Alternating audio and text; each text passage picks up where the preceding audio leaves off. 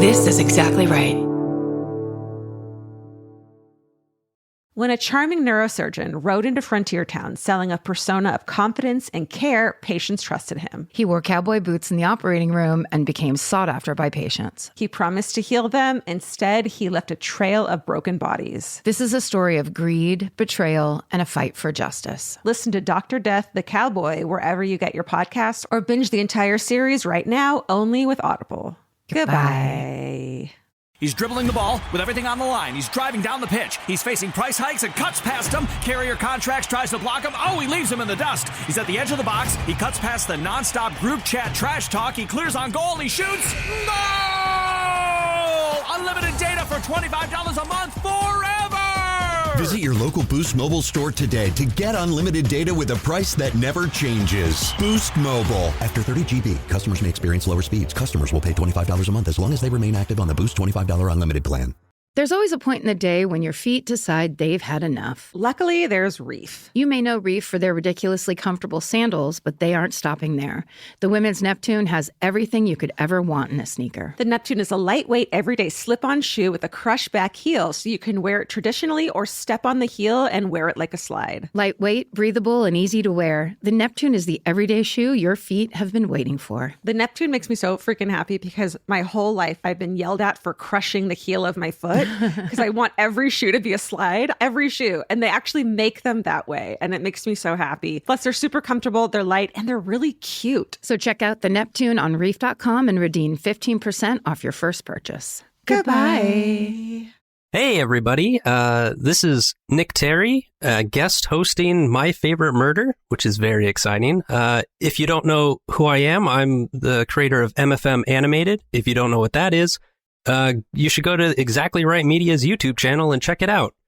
I've been doing these animations officially in an official capacity for MFM just for a couple months now, but I've been doing them overall for about 3 years, basically since I started listening to the podcast, which I've been a big fan of since that time. I'm super excited to be here, so let's get into it.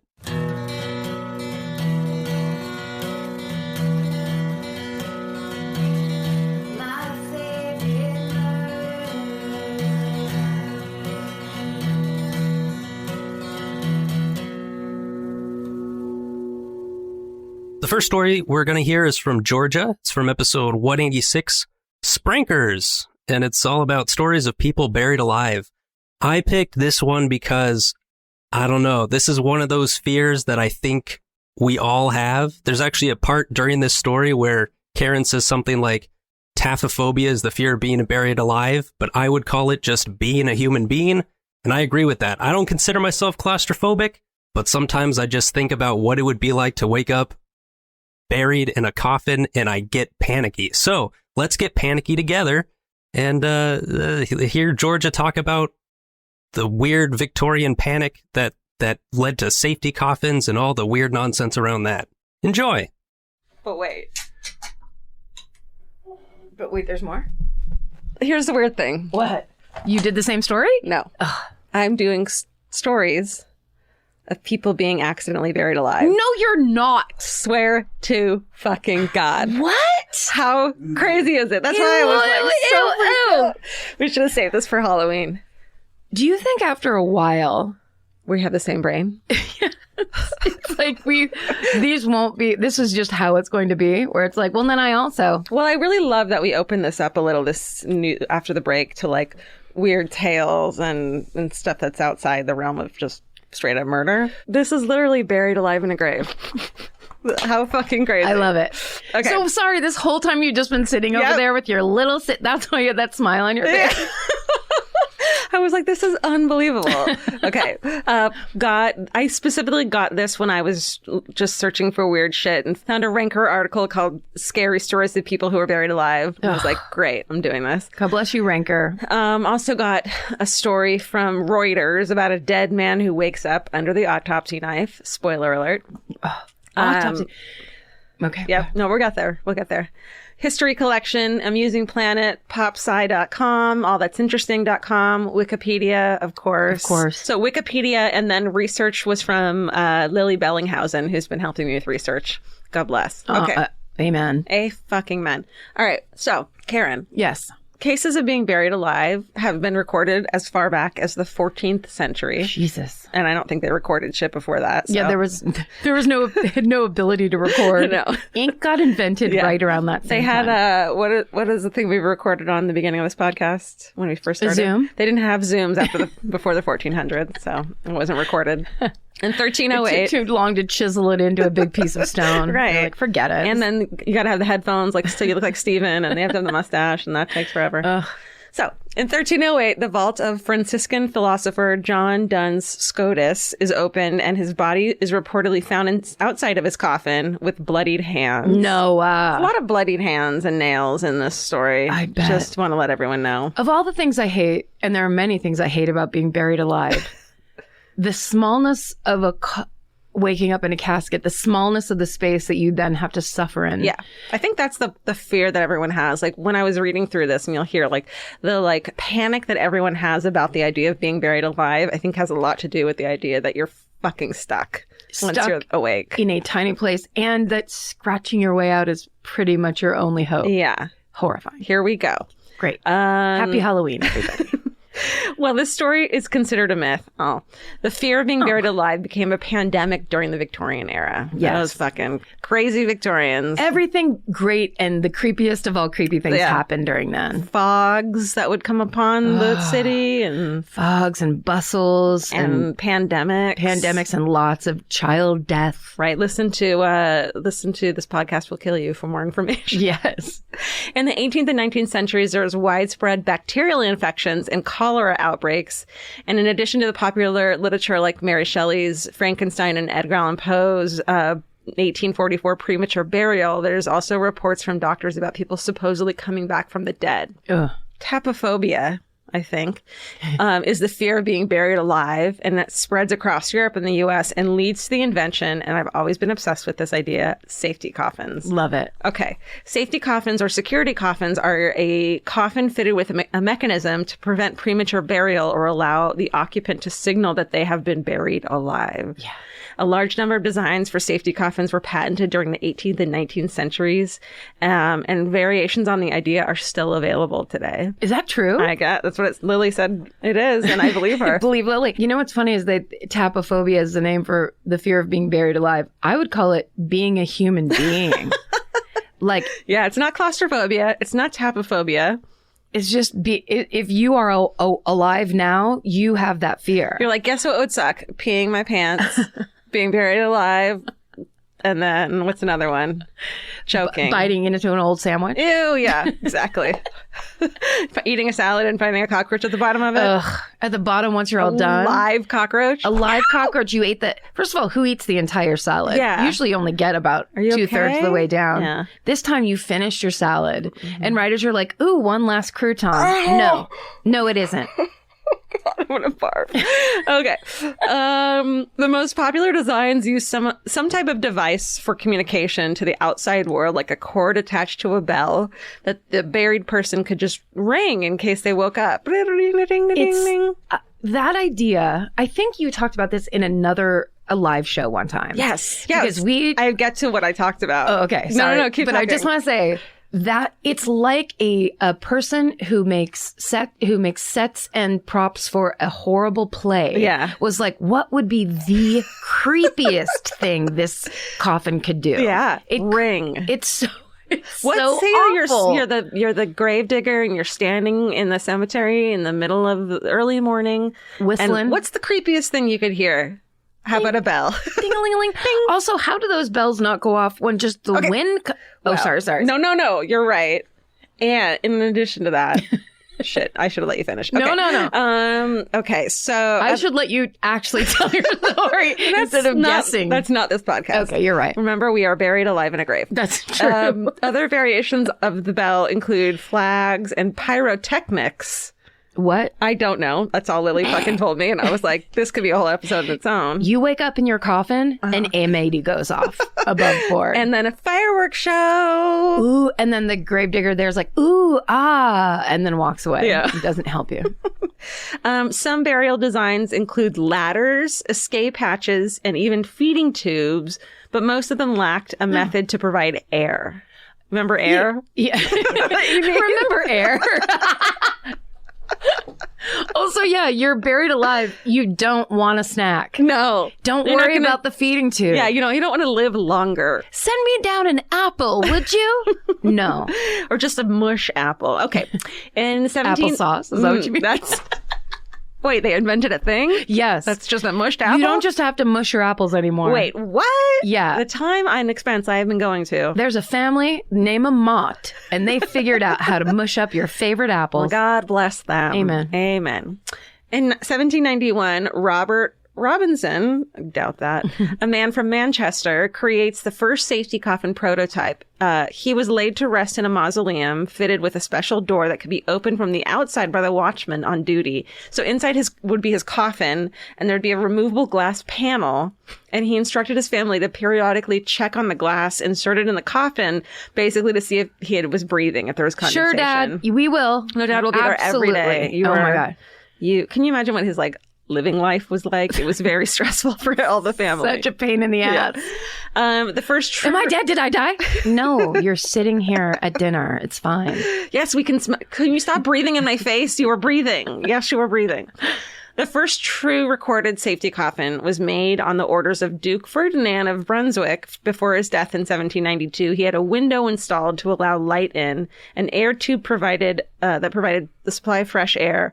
And instead of having the lid nailed down, he had a lock fitted, and in a pocket of his shroud when he was buried in, he had the keys for them. Perfect. You got it. And then figured it out. And a really cute keychain. Yeah. That With said, like a dolphin magic. Yeah, that said, here you go. Keep JK living. And when you turn it this way, the dolphin has a bathing suit on. When you turn it that way, the dolphin's bathing suit comes The off. dolphin has a humongous erect penis. And it attacks you because dolphins are rapists. Does the penis have a bathing suit on it? And this bathing suit, after a bathing suit falls off, the pen is very thick. It's complicated. It was actually the pen that killed him. It crushed him to Right. death. He invented it. It crushed him. What? Okay. So a German priest named P.J. Pessler suggested in 1798 that all coffins have a tube inserted so that a cord could run to the church bells. And if an individual had... Oh, what's that you say? An individual had been buried... I've only had one can of wine, I swear to God. Why are there two sitting there? Because I'm drinking the other one. It just hasn't been drank yet, girl. Girl, I'm in my head. Check my wine. Okay, so they could draw attention to themselves by ringing the bell inside. They'd be like, ding, ding, ding, ding, ding, ding. You're ringing the church bells now. You want the whole town to come. I guess so. Yeah. So this led to signaling systems that came around. But unfortunately, the coffins... Oh, wait. So then his bro, a colleague of his, was like, well, we should put trumpet-like tubes instead. So a trumpet instead of bells. Yes. Which is more annoying. And more haunting. Each day the local priest... I'm alive. Still alive. Each day the local priest could check the state of... Oh, okay, wait. Okay. The other thing is that they would have a small trumpet-like tube attached. And the point of that is not so you can blow your fucking trumpet when you realize you've been buried alive. Okay. But so that a local priest would go to the cemetery and smell each of the trumpet funnels and make sure that there was decomposition happening. That the smell of the odors emanating from the tube would be that of decomp, not of a live person just shitting their pants or whatever. The priests are like, have we not given up enough by never marrying, taking a vow of poverty? I wrote above my pay grade. They don't get paid though, do they? No. Oh, Well, I don't know. They get paid by going straight to heaven. that's right. First in line, bitches. Unless. Uh-oh. It's you or me. Dr. Adolf Gutsmuth was buried alive several times to demonstrate a safety coffin of his design. And in 1822, he stayed underground for several hours and ate a whole meal. What? Which I'm like, What's whatever. this eating in the coffin situation? Delivered to him through the coffin's feeding tube. No, you people are fools. Get up and go to a restaurant. It's a really lovely experience. So nice. In 1829, Dr. Johann Gottfried Taberger, created a more elaborate bell signaling system. So bells housed above ground connected to strings attached to the body's head, only one, hands and feet, and and it prevented rainwater from going into the tube, blah, blah, blah. If the bell rang, the cemetery watchman would insert a tube into the coffin and pump air in using bellows until the casket could be dug up so they'd have fresh air. That's the most, I like that one the best so far. Here's the problem, and this is the anecdote I must have fucking told because it's one of my absolute favorites that I must have read it as a child and loved so much. Well, when a corpse is decomposing and swelling and losing mass and all this shit, everything moves. And so the bells would start going off. Oh, that's right. Ding, ding, ding, ding, ding, ding. Nope, it's not someone alive. And so like all the bells going off at once. Can you imagine? The first time that happened, whoever was nearby died of a heart attack. There's no way they didn't. That's right. This is insanity. So they would all activate the bell system, which led to false positives. The worst false positive in the world. Well, I can think of a couple. Not really. Franz Vester's 1868 burial case overcame this problem by adding a tube through which the face of the corpse could be viewed. Oh, I remember that one. Really? Yeah. If the buried person woke up, they could ring the bell like they wanted to. And then the watchman could check to see if the person had actually returned to life or was just movement of the corpse. So that was basically the 2.0 version. Once they realized the bells were ringing, and then they're like, okay, well then go look at it. Yeah, and enough priests had quit because they're like, I'm not sniffing these fucking tubes anymore. Not going to smell those dead bodies anymore. Because they were always smelling a dead body. Yeah. There was no time they weren't. Right, because it's still going to pass. In 1995, a modern safety coffin was patented by Fabrizio Caselli. His design included an emergency alarm, intercom system, a flashlight, a breathing apparatus, and both a heart monitor and stimulator. A corkscrew and a nail file. Despite the fear of burial while still alive, there's no documented cases of anybody being saved by a safety coffin. Oh, man. What a great life lesson. They just should have keep inventing them. They'd have gotten better and better. I mean, it's like, I have this fear, and instead of dealing with the fear that I have, I'm going to continually invent things to make me feel like anything can be done if a bad thing happens to me. Or maybe like add one more check at the morgue to just double check that the person's dead. How about you stab them right in one of the eyes? Would that wake you up? That would wake you right up. A poke in the ear, maybe? Ow. With a feather? Or tickle. Just, how about smelling salts? I guess it doesn't have to be violent. Tickle. A tickle. I'd wake up. Okay. But the practice of modern day embalming has, for the most part, eliminated the fear of premature burial. That's pretty much going to solve it. Thanks. Because no one has ever survived that process once completed. Oh, I wonder how many people got embalmed when they were still alive. You're like, well, I still have my spleen. Yeah. Ring, ring, ring, ring, ring. That's all I need. It's been thought that phrases like Saved by the Bell, Dead Ringer, and Graveyard Shift come from the use of safety coffins. Why do I keep doing that? Coftons? Like you're thinking of caftans. Or attic, an attic. Yeah. In the Victorian era, but these have been dispelled as an urban myth, attributed to a linguistic email hoax that was, said that Saved by the Bell is actually from boxing. So shut up. But that's interesting because it really does apply. But it does sound like Dead Ringer could be from that. Yeah. I would love to be on any kind of a hoax email chain involving linguists. Remember all those email chains that used to be a thing? Send this to 5 people or you're going to get smushed. Also, there was one where it was like, fill out this thing. Yeah. Did you ever do that one where it was like, you get the name of a person, you fill out all these things about them and then send it to them and then they do it for somebody else? No. We did it in our family. It was, I can't really explain that process logically, but basically, I got all my cousins and all these people did it. And then it came around and my dad sent me mine.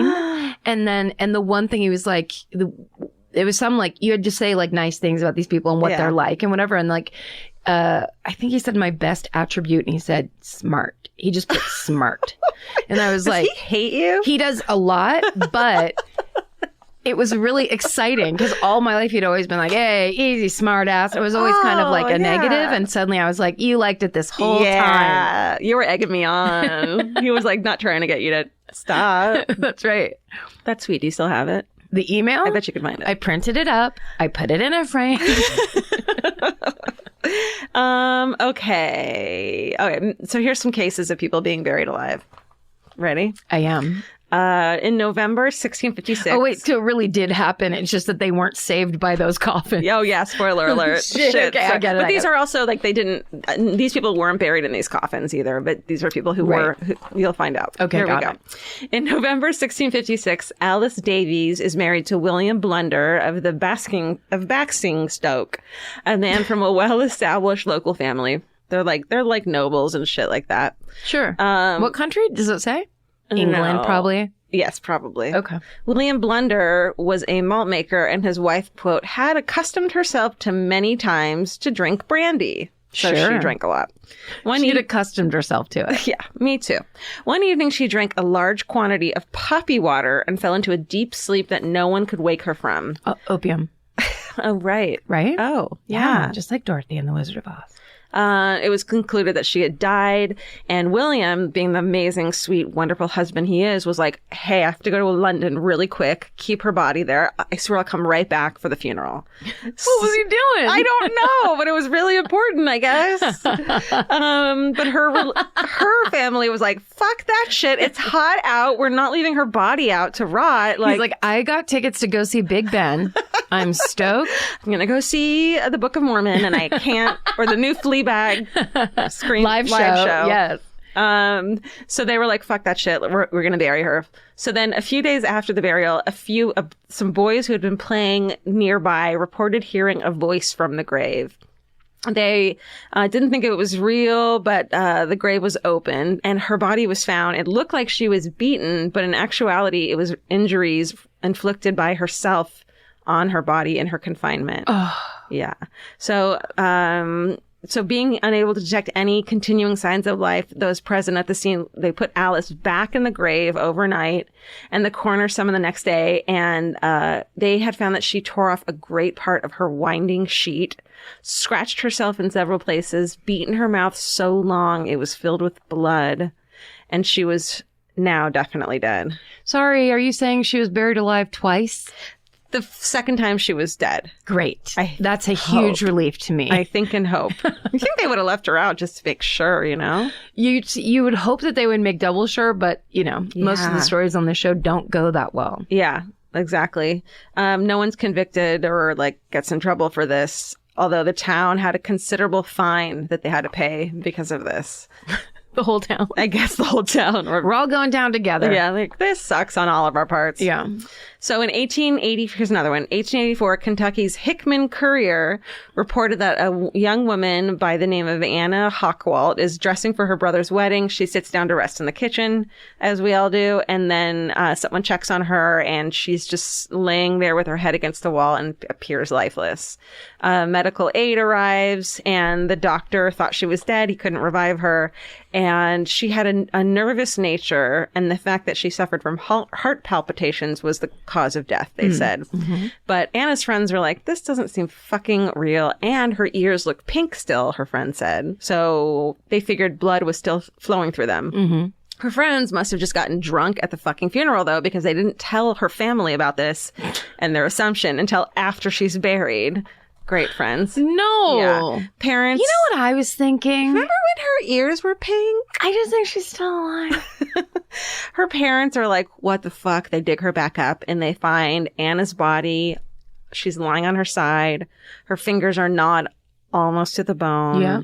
And her hair is torn out by the handful. Of course. I mean, all bets are off. No. You wake up in that situation. You're like, just kill me?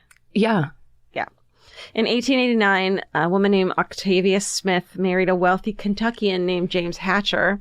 They had a son named Jacob, but the infant mortality rate was so high back then that this Jacob died in infancy. And Octavia goes into a deep depression. She's bedridden and she shows signs of a mysterious illness. And eventually she enters a coma-like state and no one can wake her up. She's pronounced dead in May of 1891, just 4 months after her infant son died. Oh. It was super hot that year, so Octavia's buried quickly, and embalming wasn't a common practice yet. But a few days later, other people in the town began falling into a similar coma-like state that she had, with shallow breathing patterns, and they wake up a few days later, though. They discover it is an illness caused by the bite of the tsetse fly. Tsetse. Thank you. Tsetse fly. Fearing that she'd been buried alive, her husband James panics, has her exhumed, and she had been buried alive. Oh. But James was too late. Oh, no. Her coffin was airtight. He found the coffin lining had been shredded, and Octavia's fingernails were bloody. Yes. So many bloody fingernails. And her face was frozen in a shriek of terror. Yes, I believe that. James is traumatized as fuck. He reburies his wife, erects a lifelike monument of her that sits in the cemetery that she's still buried in. I know. Ooh. Wait, does it say where? It is, I think Kentucky was where they're from. Kentucky, yeah. I mean, there's a mausoleum you want to go visit. Oh my God. At midnight on Halloween. No. Should we do it? Let's record. Let's record on Halloween from a fucking cemetery. Inside a mausoleum. Want to? As many people as can fit. So it'll be like an 11-person live show. And we'll all be screaming at the top of our lungs the entire time. What was that? Okay. Eleanor Markham is an American woman who became one of the most prominent cases of averted premature burial in the 19th century. According to news reports, 22-year-old Eleanor Markham, was pronounced dead in Sprankers, New York. Which is like, what? How have I not known about that? You know what I would love? If Lily misspelled Yonkers. Sprankers. If Sprankers is real, we're doing an only Sprankers hometown mini episode next week. Sprankers. Stephen, do you mind Wikipediaing He's Sprankers? already doing it. Of course he is. He's on it. When George is done, we can do a quick update on what it real? Sprankers is all about. Oh my God, it's real. Oh, Lily, you're off the hook. Yeah, Sprankers is a hamlet in the town of Root, Montgomery, New York. Wow, Sprankers. Notable people, George A. Mitchell, founder of Cadillac. Oh. Is from Sprankers? From Sprankers. And that's why every Cadillac has the trademarked Sprankers handle on the driver's side. Please send us Sprankers hometown and put in the subject line Sprankers hometown. Please write Sprankers, bitch. Please just keep in the subject line. Please let us keep saying the word Sprankers. It's our favorite word. Wow. Okay. This is July 8th, 1894. How am I 50 and I've never heard the town name of Sprankers, New York? They're fiercely private. I'm so tired of people keeping things from me. It does feel like people are always keeping shit from us. It feels like people are talking behind our back about Sprankers. Like everyone knows about it but us. They refuse to tell us. Should we go to Sprankers? This is the only podcast that doesn't know about Sprankers. It's so sad when they talk and they don't know about Sprankers. And they don't mention Sprankers every 5 minutes. Okay. She's dead, they say. It's warm. They're going to bury her quickly. Her coffin is closed and fastened after the family members say goodbye in the church. And on the way to the graveyard, the hearse is stopped after a noise is heard coming from the coffin. Oh, thank God. She doesn't go underground for No. this. The lid is unfastened and she says, "You're burying me alive." I love her. I'm in Sprankers and you're burying me alive. Holy Sprankers, you're going to bury me alive? You fucking Sprankers. And then the doctor who had fucking done this was like, "Hush, child, you're all right. It's a mistake easily rectified." Yeah, now, bro. Step off, bitch. She says that soon after she had fainted, which is when they thought she was dead, she had recovered after being administered some stimulants. Cocaine. Yes, cocaine for their every ailment. Except for getting alive. She said that she had been conscious the entire time of the preparations for burial, but she couldn't cry out. And she thought she was going to be buried alive like the whole way. And finally she was like, "Move your fucking body, Sprankers." And she was able to hit, make a noise. That's the worst thing. Yeah. Knowing you're going to be, oh my God. Yes. I don't think I usually have these feelings when we talk about terrible, terrible things to each other. Yeah. This one's getting to me. Yeah. I do not like it. Well, guess what? You're going to be buried alive tonight. I will sprank you so hard. Her case is among those included in the book Premature Burial and How It May Be Prevented by William Tebb and Edward Volum. So in Tebb and Volum. They wrote the best books. Yeah. So another one is in 1937, a 19-year-old from France named Angelo Hayes. He goes for a fucking motorcycle ride, hits a fucking wall, fucking head first into a brick wall. His head is mangled. He has no pulse. He's so terrible to look at that they're like, to his family, you can't see him. Yeah. It just sucks. He's declared dead and buried 3 days later. Oh, no. But the insurance company was like, we don't buy it. Exhume the body. Because they're insurance companies. They're like, we won't pay. Yeah, until we see. They discover that his body is still warm. No. And in the aftermath of the accident, his body had put him into a deep coma. Yes. And didn't need a lot of oxygen. So he's still fucking alive. After being buried alive, he received proper medical care and went on to make a full recovery. No! Away. What's his name? Angelo? Angelo Hayes. Wow, Angelo. He invented a type of security kaftan after this. Why do I keep saying kaftan?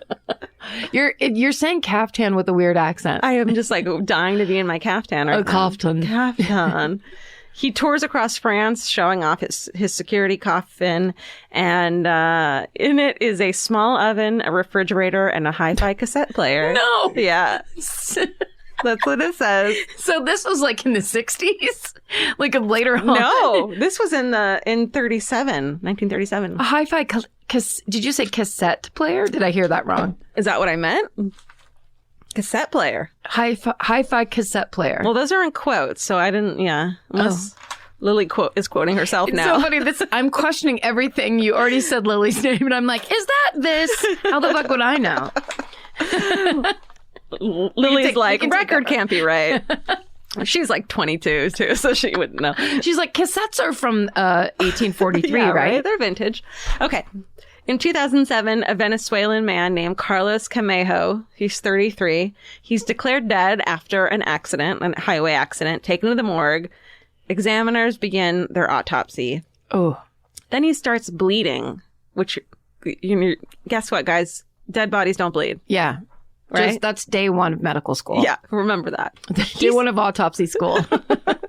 He starts bleeding, and then he wakes up, and he's in excruciating pain in the autopsy. Yeah, I bet. Because he's still alive. And that table's so cold. Oh, God. They quickly stitch him up, and his grieving wife had just turned up to ID him, and then finds him in the hallway alive, which is so sweet.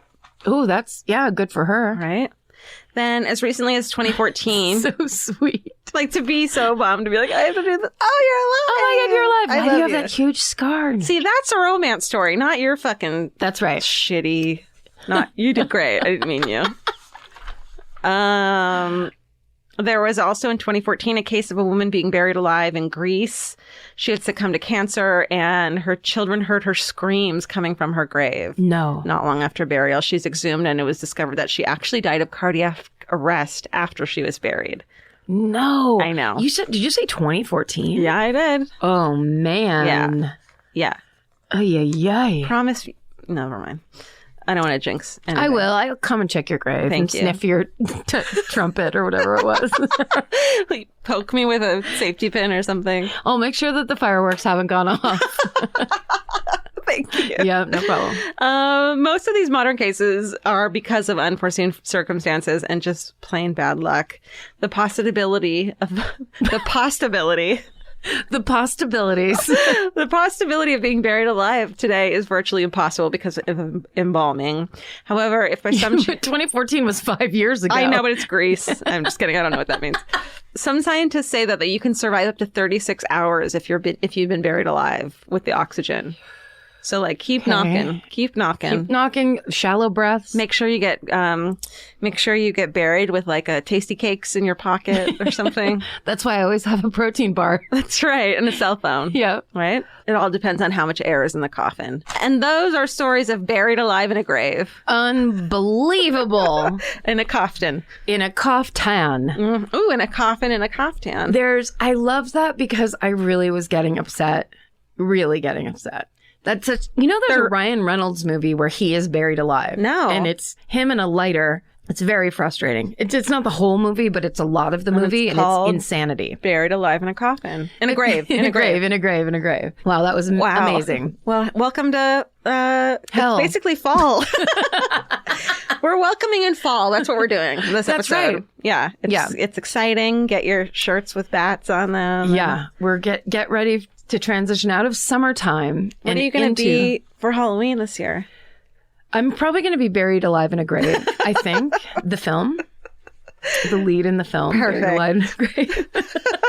Let's make it. Let's make it as a student film. Okay. Let's go back to school. But the whole thing is, it's much more like, it's like, what's that movie? It's like My Dinner with Andre, where it's the discussion about being buried alive in a grave. So no one has to go into a coffin. But it gets like St. Elsewhere kind of, where it's like, is that the one?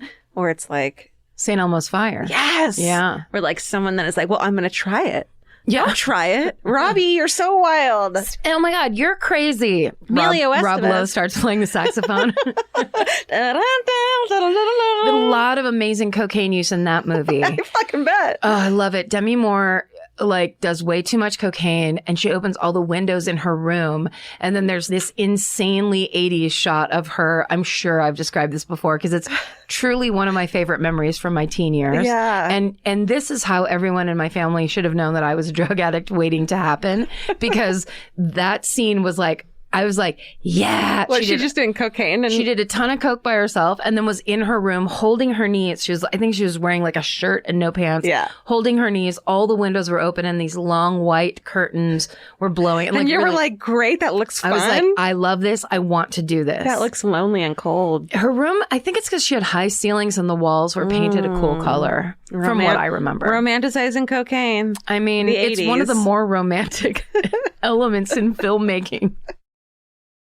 Summer means a whole new world for your feet. They're walking more, sweating more, and going barefoot all day long. For summer feet that need real comfort, there's Bombas. Bombas has a whole line of sport-specific socks for golf, yoga, the gym, and every kind of runner. They also make soft, supportive compression socks that are especially great for summer travel. Bombas sandals and slides are made from super lightweight, cushy, waterproof EVA foam, so they feel incredibly comfortable. And the best part? For every item you buy, Bombas donates an essential clothing item to someone facing housing insecurity, with over 200 million donations and counting. I wore my Bombas compression socks on the plane ride to and from Italy. And listen, I'm a girl of a certain age at this point. It needs to be done. And I felt so comfy and so secure with my cute little Bombas socks. So head over to bombas.com/MFM and use code MFM for 20% off your first purchase. That's BOMBAS.com/MFM, code MFM at checkout.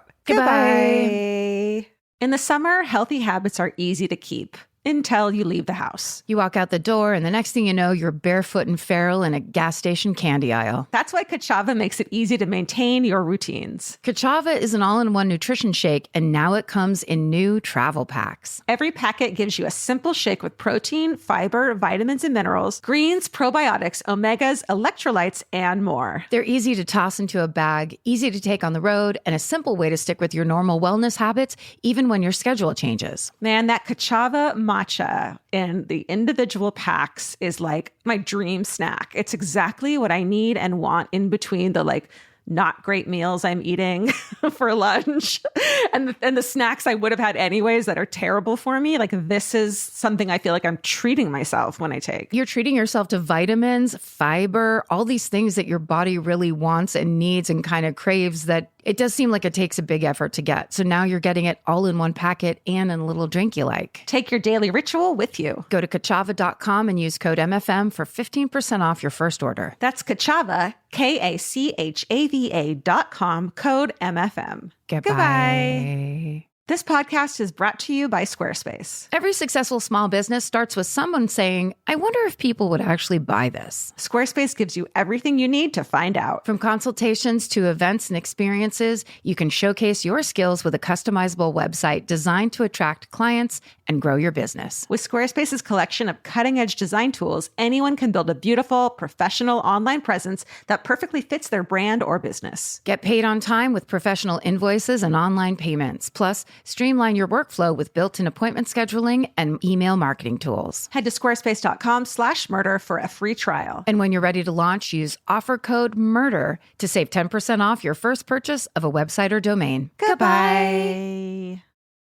What a collection of delightful stories. I think that collection is just prime MFM because it was equal parts joking around and riffing and discussion about a terrifying, horrible thing, which is really, isn't that why we're all here in the first place? For Karen's story, we're going to go to episode 183, Here We Back Are, where she talks about the Mothman legend and the Silver Bridge collapse. I have obvious connections to this one just through animation. I'm with Georgia also in that I had never heard of Mothman before this, even though I'm a big fan of urban legends. And here in the Pacific Northwest where I'm at, we've got Bigfoot, we've got some of the big ones. But this one, I've always loved urban legends and the idea that there's this spooky Mothman creature that appears and then vanishes in the wake of a disastrous bridge collapse is just the coolest, worst, best, awful, great thing. So enjoy. And with that, I'm going to change gears on you. Great. As I am wont to do, only because for me, it's still summer. Yes. I don't want to let go of that endless summer feeling yet. No. And so my story this week is going to be it's actually partly a disaster story, but then it's also partly a cryptozoology legend. That's right. I'm doing the Mothman story. What? That's right. Tell me everything. Now, how much do you think you know about the Mothman? Literally zero. Is that true? I don't think so. You haven't even watched the Mothman Prophecies, the movie I've told you to watch about 20 times? I've not watched a single movie you told me to watch ever. I keep meaning to have a night and just watch all Karen's movie recommendations. I'm going to make you a list. Oh, I have something for you. Oh. My friend Doug Jones, who's going to be DJing the night, who I write about in the book Stay Sexy, Don't Get Murdered, as being someone who likes to share weird, obscure things like Mr. Show and Largo with, made us a movie from the TV, Murder in Texas, the 1981 TV movie about the murder that you covered. Yes. What was it? Oh, God. This could be the one about the rich woman and her shitty husband and her father. The husband killed her. She was into horses. What and the episode was father that? Yeah. killed him. Yes. This was a live show that we did. I don't know if we've posted it. Really? Well, we must have posted it if he knows about it. I think it wasn't a live, Stephen. What are we talking about? Yeah, I know it was because we did it in... Oh, that's right. It was while we were there. Texas? Yes, Texas. I already said. You did? Good. Oh, and it's called Murder in Texas. Oh, my God. I shouldn't have taken that 8th shot. This is amazing. I know. Doug Jones, thank you. Thank you, Doug Jones. What? Joan Robinson Hill. Yeah. Joan Robinson Hill. Yes. And her father had a Texas guy's nickname. Bucky. Bud. It was Dude. Hat. Hat? Ash Robinson. Ash Robinson. Oh, I was close. You were close with Hat. Hat Robinson. I want my nickname to be Hat from now on. Okay. Promise. Because you wear hats so much. I do. Yeah, thank you. Wig. Thank you, Doug. This is Doug. I'm so excited. Wait a second. I think this might star either Farrah Fawcett. Farrah Fawcett, that's right. And maybe a Tommy Lee Jones. I think so. Here? And I think we posted this. No, it was Sam the guy Neill. who should have a mustache all the time. Sam Neill. No, sorry. Sam. Elliot. We got there. And it wasn't a live episode. Was not? Shit. What episode was it, Stephen? 172. Okay. We had just come back from Texas and it was one I hadn't done there? Correct. Thank you. You can have that. Okay, I'll give you that. I appreciate it. I'm going to get that one on a technicality. Okay, so we're talking now about one of my favorite stories.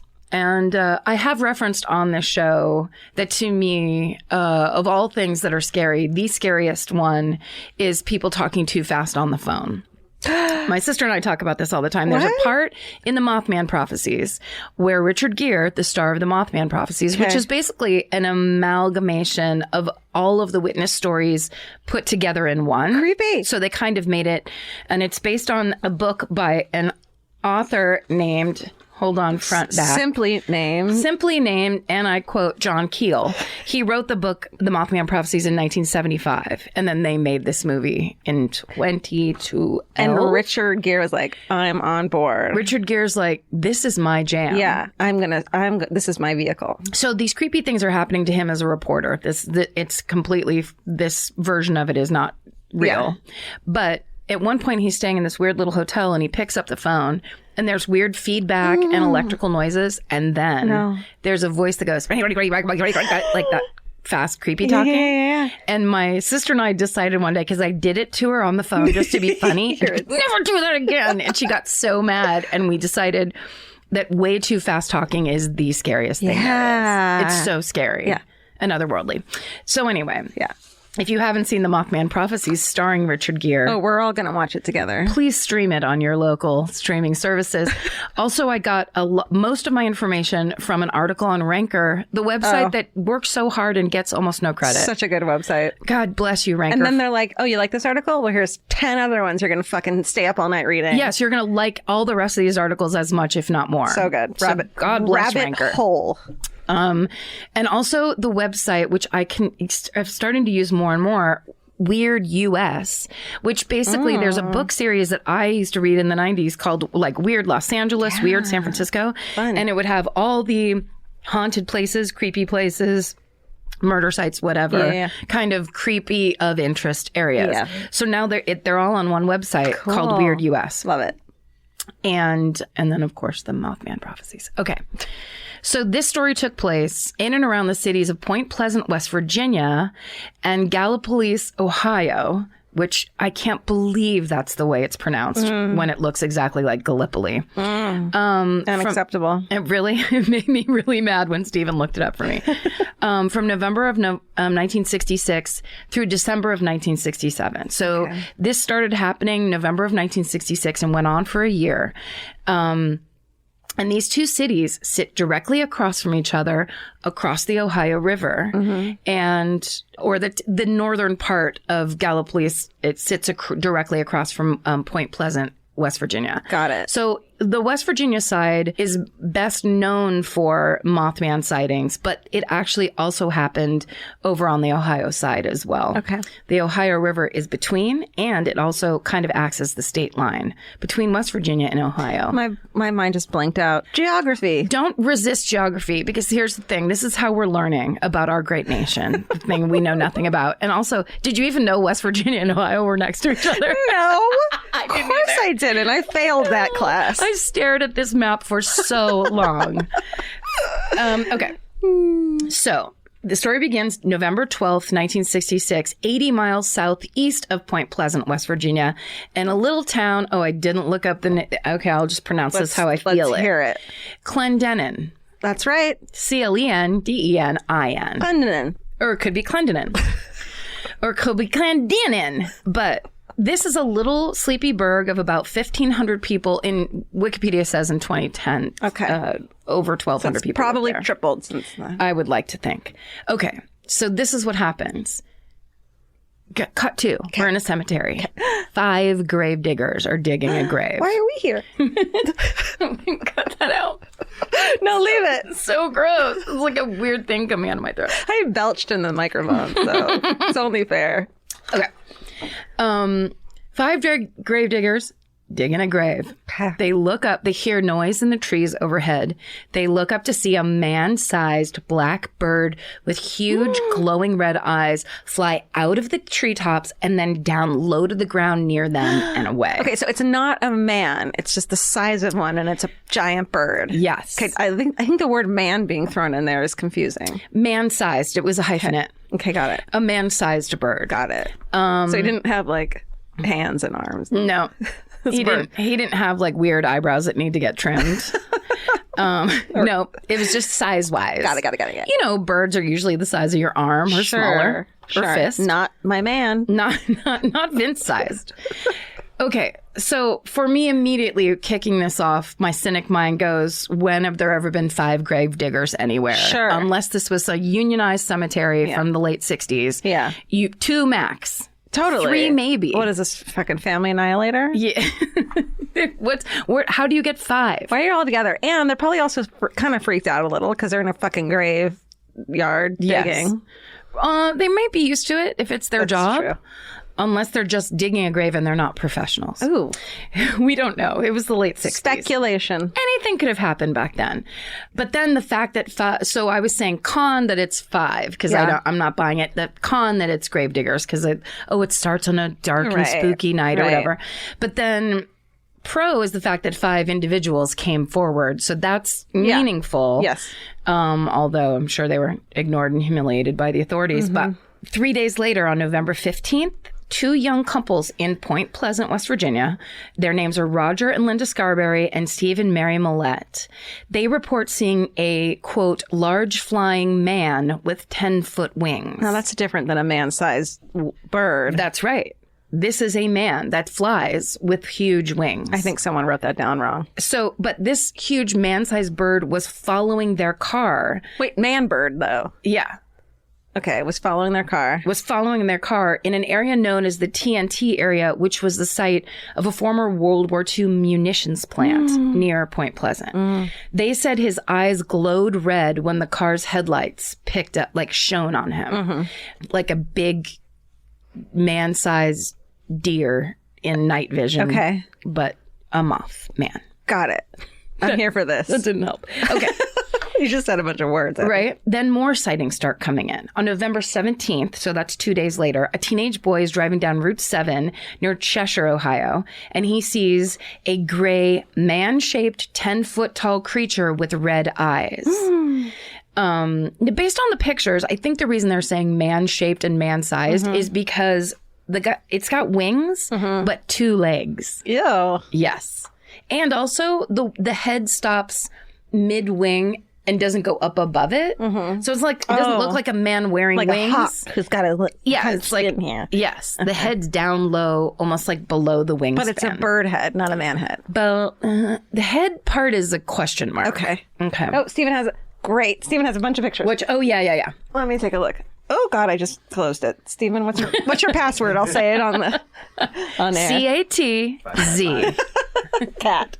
555 cat. It's like an owl who has eyes in his chest. Yeah, we'll come back to that part. Okay, that's creepy as fuck. We'll post that on. It's very upsetting. My Favorite Murder on Instagram. All our socials. Go on.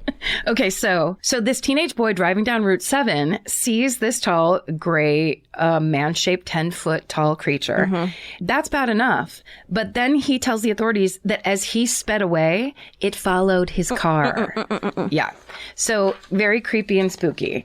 Then about 2 weeks later, we're back over in Ohio at the Gallipolis Airport or Gallipolis, sorry. Gallipolis Airport. Thank you.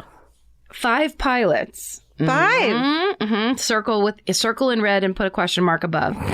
5 pilots see what at first they believe to be a weird airplane flying at 70 miles an hour. Then they realize is some sort of large bird with a long neck. Why are there 5 pilots on one plane? We don't know if they were separate and it was 5 reports. Okay. If they just loaded a plane filled with pilots of like, we have to get this thing where it's going. Everyone's a little sleepy. So if everyone takes a turn, it'll be great. 1 awake co-pilot equals 4 sleepy co-pilots. Yeah. Also, back then, did all men spend time in groups of 5? And is that why things are so fucked up now? I trust pilots. I do too. Do you? I do. Except when you find out like one of them, they get arrested because they're drunk trying to fly a plane. Yeah, but that never happens almost hardly ever. Joking, JK. So then it is credible because they see a lot of stuff. Sorry, gravediggers. I trust you too. But... we absolutely trust you. Yes. But you see creepy stuff. Yeah. You're creeped out a lot. Yeah. There's a Scooby-Doo element to being a gravedigger that when you're a pilot, you're just like, I've got everything on lock. Yeah. And I must. I'm from the Air Force. So then on December 7th, 4 adult women because it's women, so it has to be one less. 4 adult women are driving up Route 30. I'm saying these roads like we know them at all. Oh, sure. Route 30. You know Route 30. It's I all take windy. it to the 10 to the 110 to Route 30 to the Route 30. Okay, so they're driving up Route 30 and they see what they report to be a brownish silver man-shaped creature with glowing red eyes. Kirby. So you can rely on the women to get accurate about that color. Yeah. Maybe Yeah. the sun was setting. Crimson. They're like crimson. There's like, he was either super tan. Big apple red. That's what I paint my toenails. So, okay. So authorities are baffled, probably very scared, because they keep on hearing these stories That's of people crazy. seeing creepy shit. Yeah. So the Mason County, West Virginia sheriff comes up with a totally logical answer to this mystery. He claims that everyone's seeing an unusually large heron that has gone off of its normal migration route. And he refers to the bird, whether it's a local terminology or he's just mad, he calls it a shite poke. Shite poke. What's that? I don't know. I know. It might be slang. Okay. Then a wildlife biologist at West Virginia University tells reporters that the descriptions of the Mothman all fit the sandhill crane, which is a large American crane with a 7-foot wingspan that's as tall as a grown man with reddish circles around the eyes, and that it could be just this type of crane that's somehow Say you're lost. taking a fucking shortcut down an alley. Stephen is showing me this crane. That is a fucked up crane. Let me see. I haven't looked. What if you run into that crane in Holy an alley? fuck. That's a fucking ugly. I don't like creepy- this shite poke. The sandhill crane's pretty serious. Yeah. They're big. Big. And he has But- like an eye. It looks like an eye mask, like a sleep mask that's red. That's bright red. yeah. So okay, Frightening. frightening. Here's my problem. This bird is white, as are many cranes. These are white, gray, a little bit brown. I'm not buying it. Okay, maybe Also- everyone was on acid. I mean, this was definitely when acid started getting popular, so I would not argue you. Maybe it's like the Salem witch trials where there was mold on the grain that made their head. Did you hear about Is that? that why? theory? That's one of the theories, and I fucking love it because I'm obsessed with mold. Hence fucking. This podcast will kill you being on our network. It's Yeah. amazing.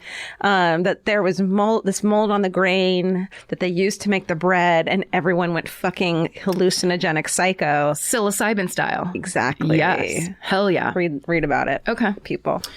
Not now, right? No, Later? please Okay. listen to this podcast. Okay. So essentially, now we've got the crane theory in the mix. And Okay. people are like, phew, it's just a crane. Right. It's just a huge man-sized crane. Yeah, calm down. Okay. But none of the witnesses who hear this say they saw a crane. Right. They're like, no, it's simply not I know that. what a fucking crane is. Yeah. Don't you dare Professor. condescend to me, professor. So, including a man who's a contractor named Newell Partridge.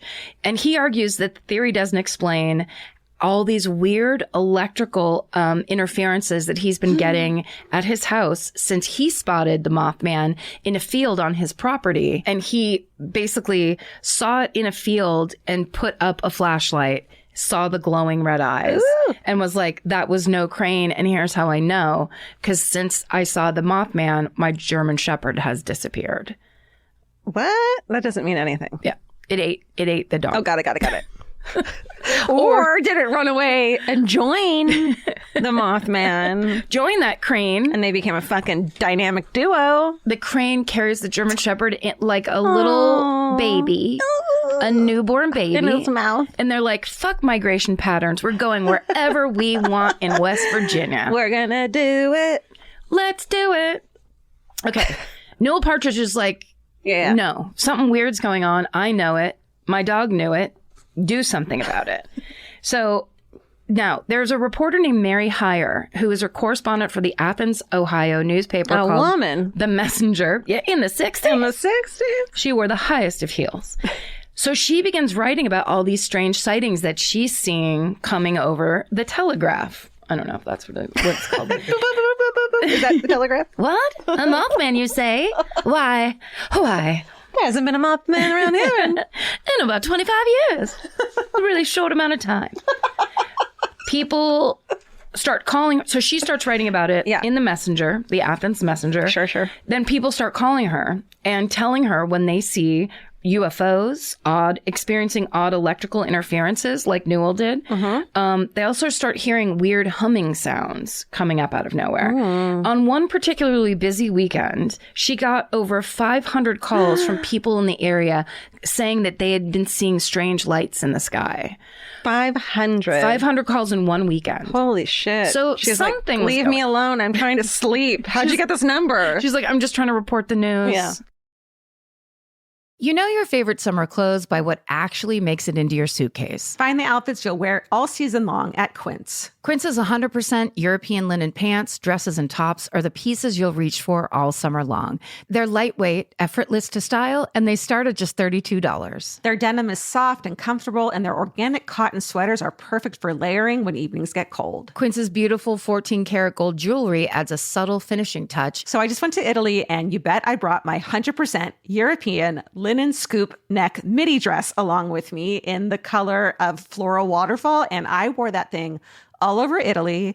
It was like the perfect day to night. It just looked so pretty, and I felt like I looked sophisticated while still being comfortable. Make your summer wardrobe feel easier. Head to quince.com/MFM for free shipping and 365-day returns. Go to QUINCE.com/MFM for free shipping and 365-day returns. Quince.com/MFM. Goodbye. Every piece of furniture you own has a story. Sometimes it's an heirloom, and sometimes it came with the house because it was too heavy to move. If you're ready to start a new chapter with your home decor, there's Article. Article makes it effortless to create a stylish, long-lasting home at an unbeatable price. They take great care in curating their collection, focusing on pieces that stand the test of time. We've talked about Article for a long time.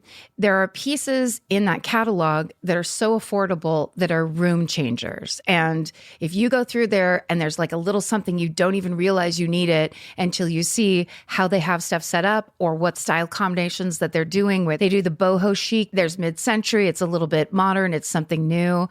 Like there's so many choices in there and it's not going to break the bank. As someone who's interested in tons of different styles and time periods, Article covers them all in one place. I love that. I know I've mentioned already how much I love my entryway table, but I swear to God, because the path that it's on, I pass it 4 times a day, and I love it more every time. Article is offering our listeners $50 off your first purchase of $100 or more. To claim, visit article.com/murder, and the discount will be automatically applied at checkout. That's article.com/murder for $50 off your first purchase of $100 or more. Goodbye.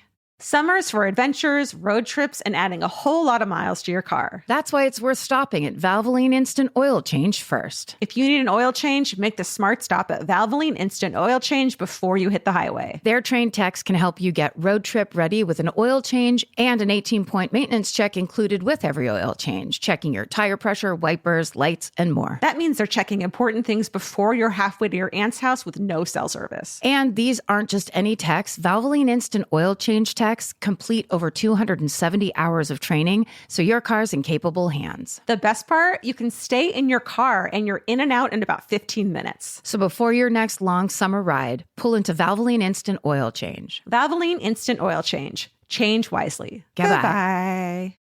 So this is John Keel, who I already told you is the author of the book, The Mothman Prophecies from 1975, upon which the classic Richard Gere film is loosely based. And he is basically considered to be the foremost authority on these Mothman stories. He claims that between November of 1966 and November of 1967, at least 100 people personally witnessed the Mothman in the Ohio and West Virginia area. Wow. Now, on the Wikipedia page, it goes on to, when it gets into the debunking stage, talk about how none of these people, nobody could to track them down. But I just told you people's names because they were like, there's no real names and nobody, and you can't track them down. But it's like, just because people have died since 1967 doesn't mean they didn't have the experience they had. Right. So fuck you. Professor. Why are we mad at this? The scientists always take the most shit. Okay. And the sightings of strange creatures in the sky is not new for this area. In the early 1900s, that area was known for reports of thunderbirds, which in cryptozoology are known as they're giant birds with 12-foot wingspans that were spotted flying up and down the Ohio River Valley. Stephen, do you want to look up thunderbirds? Because this is a real thing. Now, the pictures that you find on the internet, they could very well be hoaxes, but thunderbirds are kind of legendary. Wait, tell me what they are again. They're humongous birds. A lot of people think that are somehow holdovers, kind of Loch Ness Monster style. Or like pterodactyls. Exactly. They're like leftover dinosaur birds that come in and are just like, what's that, a toddler? Goodbye. Oh, no. And it happened to like the pioneers and stuff. Oh, shit. Yeah. So this is a story that's been going on for a while. There's also stories of similar types of creatures that would ascend from the sky that Native Americans and First Nation people have always told, where if a certain type of cloud would come in, they'd be like, get all the kids inside because those evil things, now I can't remember what birds. Those evil thunderbird type animals are coming. Oh my God. So this isn't new in any way, is my point. Wait, Stephen, let me see. I think this is it. Like a drawing? There were some cars showing up, the Thunderbird. Of course there were. You can't tell the size, but he's real ugly. Majestic. Ugly in a majestic in an ugly way. This looks like if your high school mascot is the Falcons. Yeah, it does. There's nothing. Stephen, there was actually a picture I was talking about. Wait, is it the science picture with the scientist with the giant? Read his text. Oh, yeah. You know what? Read his text. Seriously. Yeah. Stephen, can you bring up that picture? Yeah, he brings up a pencil drawn. It might as well say Alex P underneath it, or like, or have like the one I was looking for. Have a Stussy. Look at that big ass bird. Holy shit. Stephen, will you post this picture also? Yeah. And That's also, not... Stephen, will you find out if that picture's a hoax? Yes. That's insane. It's so if it's a hoax, they'll tell us. That's a hoax. There's no way there's that big of a bird. This is the fun part of the show where we're going to say something's real, and it's your job to tell us if it's a hoax. But say it angrily. Yes. Make sure that you act like we are always supposed to get everything right. That's right. We should do better. We're your primary source of news. Okay, so what we're saying is just that big, huge bird-like things in the sky is not new for this Ohio Valley area. Get with it. Ohio River Valley area. I don't know if it's a valley. That's how I go wrong, is adding in words like that. Okay, so all of the witnesses, here's the difference, though. In this period of between 1966 and 1967, all the witnesses who reported seeing the Mothman gave similar descriptions. It was wider than a man, but had human-like legs, that its eyes were set near the top of the shoulders, which is the creepiest aspect of it. Yeah. And that it had bat-like wings that glided rather than flapped when it flew. And when it flew away, it ascended straight up into the air like a helicopter. And it flipped you off on the way out. It said, bye, bitches. Bye, Every bitch, time it said, bye. bye, bitches, which is rude. It'd say, well, they didn't know at the time what it meant, but hashtag, bye, bitch. Bye, bitch. And I'm But like, it what's a said hashtag? It said it really fast. Scary. So scary. Witnesses also described the murky skin as either being gray or brown, and that it emitted a humming sound when it flew. Like that? Like it was nervous in the grocery store. Again, and I probably said this before, if you're ever near a person who just starts whistling or humming, you're getting your pocket picked. And you need to keep your eyes open. You need to put that head... Just start punching, I think is the answer. But first, start by punching behind you. Yeah, you be the weird one. If someone's humming near you, become the weird one and just start punching. Yeah, because you can always stop and walk away. They're still the weird one that's humming. We are so back, baby. Okay. Can you feel it? Can you feel the energy of it? Okay, so, this is my favorite sentence of all of this research. The humming sound when it flew, and then it says, it was also incapable of speech. It communicated with a screeching sound. Me too. So thank God it didn't land in front of your car with its red eyes. And I was like, what's up, Jerry? I'm here to freak the fuck out of you. It's never like that. You mean it talked like a bird? But I bet it hummed. Anyway, what's up in your car? Okay, so all of this is fun and creepy and weird and cryptozoological, which is kind of my favorite, as we know. But, and maybe not true, as also my favorite. I believe it. But here's the part that's interesting and factual. These sightings continue for a year up until disaster strikes. The evening of December 15th, 1967. And all these commuters are sitting in their cars in traffic, waiting to cross the Silver Bridge, which connects Point Pleasant, West Virginia, and Gallipolis. Gallipolis? It's Gallipolis. Yeah. And Gallipolis, Ohio, which are on either side of the Ohio River. Got it. So the Silver Bridge is a span bridge. It was built in 1928, and about 4,000 cars a day cross it. Wow. And that is very different since the 40 years ago when it was built. I wrote since its erection. Shut up. But the bridge has never been updated or rebuilt to accommodate the increasing drive time congestion. Uh-oh. So here's the way it happened. And I found these stories from a website called timeline.com, because I just put in Silver Bridge disaster timeline. And then there's a website called timeline.com. God bless it. And it had these stories on it. Okay. So around 5 p.m., there's a woman named Charlene Wood who's getting on the bridge to get home from her job at a hair salon. She's pregnant. She's been working all day. She just wants to get home. Her fucking feet. All around her, there's trucks, there's commuters, and there's people shopping for Christmas, because it's almost Christmas. Okay. Beginning in December. Suddenly, she feels the bridge shake. Now, apparently, because this is a span bridge. What does that mean? A span bridge is it's like built similarly to, it's one where it goes over a river, over a body of water. So it has to suspend itself. But I guess a span bridge, I'm not going to be able to explain this correctly, but like the Golden Gate Bridge is technically a span bridge, but it's the cables on it that hold it up and keep it out. And So it's not like pillars. Instead, it's like holding itself up with tension. Exactly. But the way this bridge was built was flat pieces of metal that were a foot wide and like 2 inches thick. Okay. As opposed to, the Golden Gate Bridge is just all those cables. Yeah. So there is a tiny, and I think in the end, they found out that it was like a 3 millimeter wide flaw in the steel on one of the spans. But it had been there for so long, there was no way to inspect it unless they would have to like look at every single inch of the bridge. Right. But nothing had ever been checked or updated or whatever. So over the years and the way this bridge, it would move with the cars and with whatever. So people said it was very common to be on the Silver Bridge and have the whole thing move and shake and do stuff. Yeah. And it was just kind of, people were used to it. But over the years, this thing kind of wore away until this day. So Charlene is sitting there and she feels the bridge shake really hard. So she real quick decides to throw her car into reverse and back up as far as she can. Wow. And luckily she can.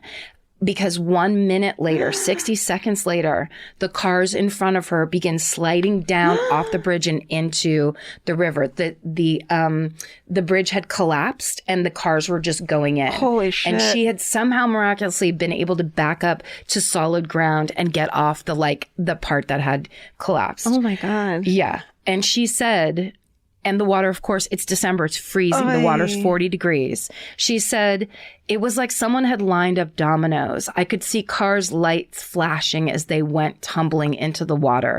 The car in front of me went in, and then there was silence. So she was the last car before they stopped going into the water. Shit. A truck driver named Bill Needham is midway across the bridge when it collapses.